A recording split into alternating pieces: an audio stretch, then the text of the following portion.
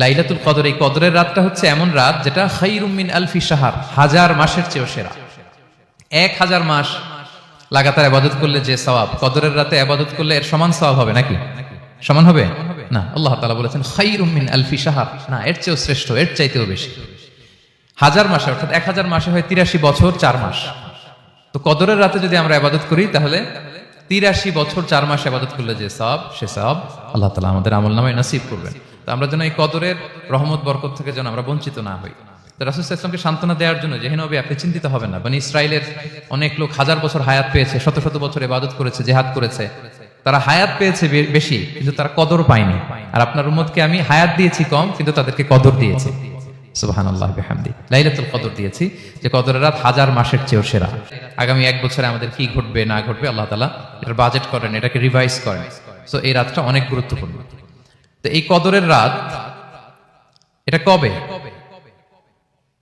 এটা স্পেসিফিক ছিল, মানে সুনির্দিষ্ট ছিল। রাসূল সাল্লাল্লাহু আলাইহি ওয়াসাল্লাম আমাদেরকে জানাতে চেয়েছিলেন কবে, কিন্তু রাসূল সাল্লাল্লাহু আলাইহি ওয়াসাল্লাম জানাতে পারেননি। সহিহ বুখারীতে এসেছে যে রাসূল সাল্লাল্লাহু আলাইহি ওয়াসাল্লাম খারাজান নবী সাল্লাল্লাহু আলাইহি ওয়াসাল্লাম লিয়ুখবিরানা বিলাইলাতিল কদর। উবাদা ইবনে সামিত রাদিয়াল্লাহু তাআলা আনহু বলেন রাসূল সাল্লাল্লাহু আলাইহি ওয়াসাল্লাম আমাদেরকে জানাতে বের হয়েছিলেন যে কবে কদরের রাতটা। ফাতালাহা রাজুলান মিনাল মুসলিমিন, হঠাৎ মুসলমানদের মধ্য থেকে দুইজন ঝগড়া লাগলো, তর্ক লাগলো আর কি। রাসূল সাল্লাল্লাহু আলাইহি ওয়াসাল্লাম হঠাৎ করে ওই ঝগড়ার দিকে খেয়াল করলেন, ওইদিকে খেয়াল করে ওই তারিখটার কথা তিনি ভুলে গেলেন। ফারুফিআ, রাসূল সাল্লাল্লাহু আলাইহি ওয়াসাল্লাম বললেন আমার হৃদয় থেকে, অন্তঃকরণ থেকে এটাকে উঠিয়ে নেওয়া হবে।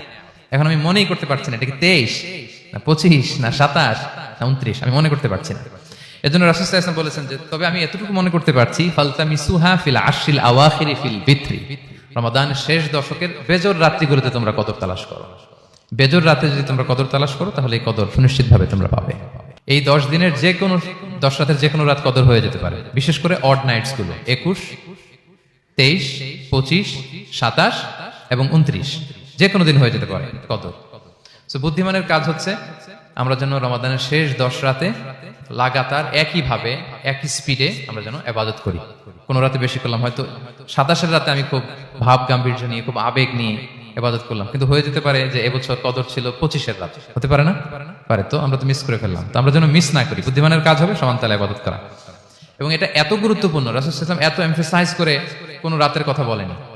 আরবি মাস অনুযায়ী 354টা রাতের মধ্যে সবচাইতে শ্রেষ্ঠ রাত, যে রমাদান পেয়েও নিজের গুনাহ ক্ষমা করতে পারলো না, তার ধ্বংস। সো আমরা আশাবাদী হব। আল ঈমানু বাইনাল খাউফি ওয়ার রাজা, বিশ্বাস হচ্ছে আমার মধ্যে ভীতিও কাজ করবে, আবার আমার মধ্যে একটা হোপ থাকবে, এটাই ঈমান। সো আমরা যেন এই ওয়ার্নিং গুলো আমাদের মাথায় রাখি, যে আমরা যেন আল্লাহর নৈকট্যপ্রাপ্ত বান্দা হতে পারি, ক্ষমাপ্রাপ্তদের অন্তর্ভুক্ত যেন আমরা হতে পারি। এবং সবশেষে আমি বলেছিলাম রাসূল সাল্লাল্লাহু আলাইহি ওয়াসাল্লাম স্পেশালি 5টা আমল করতেন, সারা রাত জাগতেন, ফ্যামিলি মেম্বারসদের জাগিয়ে তুলতেন, উৎসাহিত করতেন এবং কোমরে গামছা বেঁধে নামতেন। এরকম ইবাদতের স্পৃহা অন্য কখনো রাসূল সাল্লাল্লাহু আলাইহি ওয়াসাল্লামের মধ্যে দেখা যেত না, যেমনটা শেষ দশকে তিনি করতেন। ইতিকাফ করতেন তিনি, আর ইতিকাফ করলে কদর মিস হওয়ার সম্ভাবনা নেই। এটা অশ্রুসিক্ত নয়নে যেন আমরা চাই। অনুতপ্ত বান্দার চোখের পানির ফোঁটা আল্লাহর কাছে খুব প্রিয়। 2 ফোঁটা আল্লাহর কাছে সবচেয়ে প্রিয়, জিহাদের ময়দানে মুজাহিদের রক্তের ফোঁটা আর অনুতপ্ত বান্দার চোখের পানির ফোঁটা। বান্দা অনুতপ্ত হয়ে, রিপেন্টেন্ট হয়ে চোখের পানি ছেড়ে যখন কাঁদে আর দোয়া করে, ওই চোখের পানি চোখ বেয়ে, নাকের ডগাবে, মাটিতে পড়ার আগেই আল্লাহ তার সব গুনাহ মাফ করে দেয়। আমরা যেন সেই অনুতপ্ত বান্দাদের কাতারে শামিল হতে পারি। রাসূল সাল্লাল্লাহু আলাইহি ওয়াসাল্লাম যেভাবে কিয়ামুল লাইল করতে আমাদেরকে উৎসাহিত করেছেন, আমরা যেন সেভাবে কিয়ামুল লাইল করতে পারি।